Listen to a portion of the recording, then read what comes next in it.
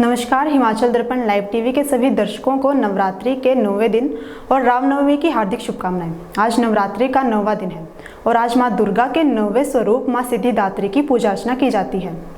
मां दुर्गा की 9वीं शक्ति का नाम सिद्धिदात्री है। ये सभी प्रकार की सिद्धियों को देने वाली है। नवरात्र भोजन के 9वें दिन इनकी उपासना की जाती है। इस दिन शास्त्रीय विधि विधान और पूर्ण निष्ठा के साथ साधना करने वाले साधक को सभी सिद्धियों की प्राप्ति हो जाती है। मार्कंडेय पुराण के अनुसार अणिमा, महिमा, गरिमा, लघिमा, प्राप्ति, प्राकाम्य, इशित्व और वशित्व ये 8 सिद्धियां होती हैं। देवी पुराण के अनुसार भगवान शिव ने मां सिद्धिदात्री की कृपा से ही इन सिद्धियों को प्राप्त किया था। इनकी अनुकंपा से ही भगवान शिव का आधा शरीर देवी का हुआ था। इसी कारण वे लोक में अर्धनारीश्वर नाम से भी प्रसिद्ध हुए। नवदुर्गाओं में मां सिद्धिदात्री अंतिम है। अन्य 8 दुर्गाओं की पूजा उपासना शास्त्रीय विधि विधान के अनुसार करते हुए भक्त दुर्गा पूजा के 9वें दिन इनकी उपासना में लीन होते हैं। सिद्धिदात्री मां की उपासना पूर्ण कर लेने के बाद भक्तों को साधकों की लौकिक पारलौकिक सभी प्रकार की कामनाओं की पूर्ति हो जाती है।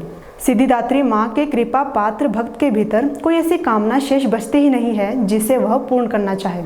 वह सभी सांसारिक इच्छाओं और आवश्यकताओं से ऊपर उठकर मानसिक रूप से मां भगवती के दिव्य लोकों में विचरण करता है। इस परम पद को पाने के बाद उसे अन्य किसी भी वस्तु की आवश्यकता नहीं रह जाती। मां के चरणों का यह सानिध्य प्राप्त करने के लिए भक्त को निरंतर नियमनिष्ठ रहकर उनकी उपासना करनी चाहिए।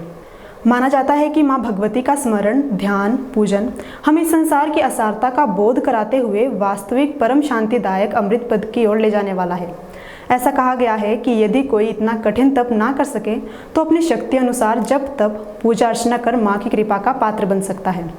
इसके अलावा आज ही के दिन रामनवमी का त्यौहार भी मनाया जाता है। हिंदू धर्मशास्त्रों के अनुसार इस दिन मर्यादा पुरुषोत्तम भगवान श्री राम का जन्म हुआ था।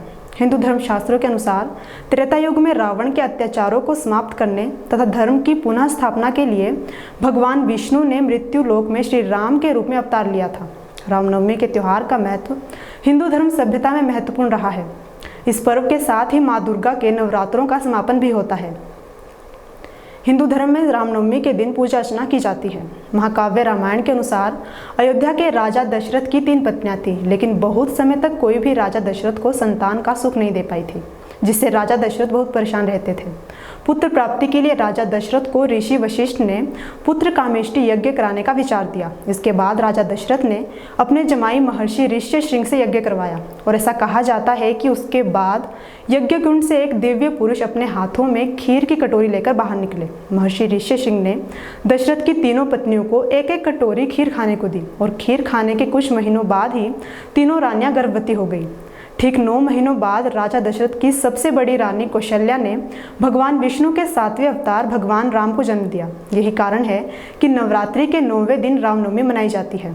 इसी के साथ नवरात्रि का यह खास कार्यक्रम समाप्त होता है। उम्मीद करते हैं कि आप सभी को यह पसंद आया होगा और नवरात्रि के ये 9 दिन आपके जीवन के सबसे शांतिमय और सुखमय दिन रहे होंगे। आज के लिए फिलहाल इतना ही। जल्द आपसे रूबरू होंगे अन्य किसी कार्यक्रम के साथ। आप देखते रहिए हिमाचल दर्पण लाइव टीवी और एक बार फिर आप सभी को रामनवमी की हार्दिक शुभकामनाएं। हिमाचल दर्पण लाइव टीवी, जो बात करेगा आपके हक की। सिर्फ खबरें दिखाना हमारा मकसद नहीं, जागरूकता लानी है। हिमाचल दर्पण लाइव टीवी